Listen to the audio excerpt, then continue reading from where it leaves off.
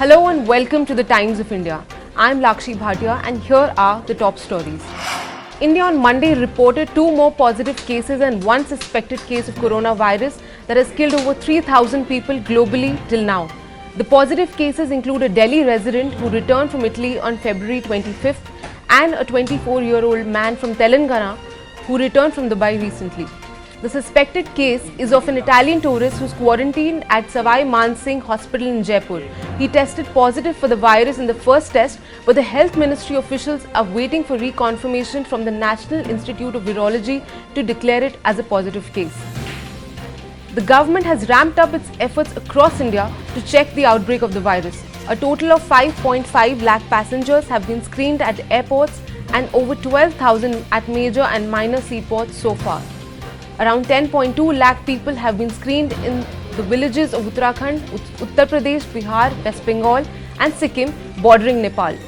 Outside India, the total number of deaths around the world crossed 3,000 and infections surged past 89,000 in 67 countries. In China, the epicenter of the novel coronavirus, the death toll climbed to 2,943 with 31 more deaths.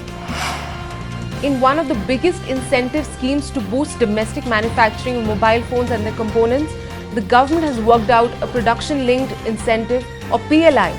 The package is worth nearly 42,000 crores for those making in India. The government plans to offer a benefit of 4 to 6% on incremental sales of goods manufactured locally for a period of 5 years. Companies making and selling high-end devices such as the iPhone from Apple and the Galaxy S and Note series by Samsung would be the biggest beneficiaries. Some of the homegrown players like Lava, Carbon, Micromax and Intex are also expected to benefit from the scheme. The scheme will be rolled out by the IT Ministry and has been prepared in consultation with the Ministries of Finance and Commerce as well as the Niti Aayog. The scheme is aimed at making India a hub of manufacturing of electronics and components, standing parallel to other manufacturing powerhouses such as China and Vietnam. India's loss to New Zealand was their most humiliating since the 1-4 drubbing against England in 2018. The world #1 test team failed miserably as a unit and were beaten in all departments by a gritty New Zealand team which made the most of home conditions. We look at the reasons behind the debacle in New Zealand. Kohli has endured one of the worst patches in recent memory with 38 runs from 4 innings. Ajinkya Rahane has ceased to be the most dependable player that he once was.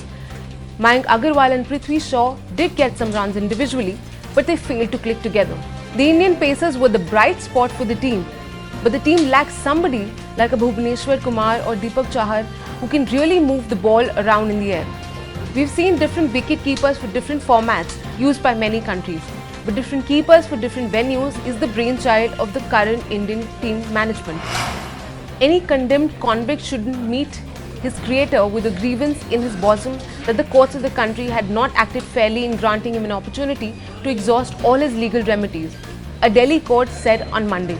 The remark came while deferring till further orders and for the third time the hanging of all 4 convicts in the Nirbhaya gang rape and murder case. On February 17, the court had said that the hanging would take place at 6 a.m. on March 3. After Monday's hearing started, the court initially rejected a plea to defer the execution. But subsequently, he was informed that one of the convicts had moved a mercy plea with the president following the rejection of the curative plea in the SC. Going by prison rule, a trial court is required to fix a date of a prisoner's hanging post-rejection of a mercy petition. The Supreme Court on Monday refused to refer to a 7-judge constitution bench a bunch of pleas challenging the constitutional validity of changes in Article 370 for scrapping of special status to Jammu and Kashmir and said the issue would continue to be heard by the 5-judge bench.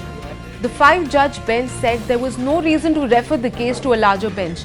It did not find merit in the plea of some of the petitioners who alleged there was contradiction in the verdicts of the 2 5-judge SC benches on the scope of Article 370 as they sought reference of the case to a larger bench. The court agreed with the contention of the centre and the J&K administration that there was no inconsistency between the decisions. That's all for now. Stay tuned to the Times of India for all latest updates.